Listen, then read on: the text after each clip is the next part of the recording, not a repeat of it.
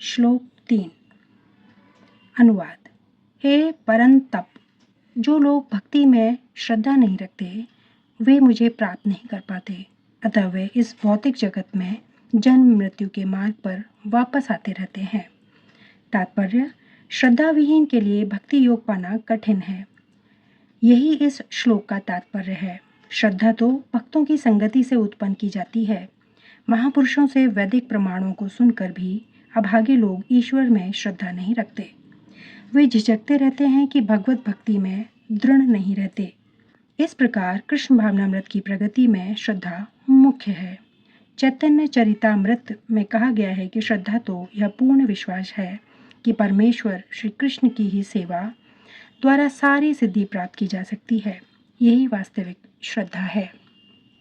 श्रीमद् भागवत में कहा गया है, वृक्ष की जड़ को सींचने से उसकी डालें, टहनियाँ तथा पत्तियाँ तुष्ट होती हैं और आमाशय को भोजन प्रदान करने से शरीर की सारी इंद्रियां तृप्त होती हैं।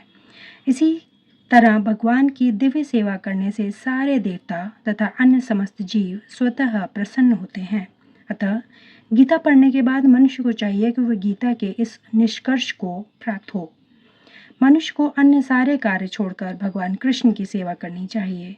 यदि वह इस जीवन दर्शन से विश्वस्त हो जाता है तो यही श्रद्धा है। इस श्रद्धा का विकास कृष्ण भावनामृत की विधि है। कृष्ण भावना भावित व्यक्तियों की 3 कोटियां हैं।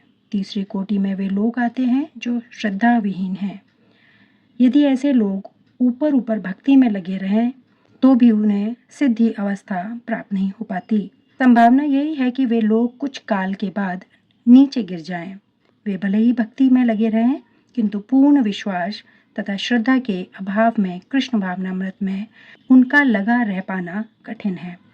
अपने प्रचार कार्यों के दौरान हमें इसका प्रत्यक्ष अनुभव है कि कुछ लोग आते हैं और किन्हीं गुप्त उद्देश्यों से कृष्ण भावनामृत को ग्रहण करते हैं, किंतु जैसे ही उनकी आर्थिक दशा कुछ सुधर जाती है कि वे इस विधि को त्याग कर पुनः पुराने ढर्रे पर लग जाते हैं।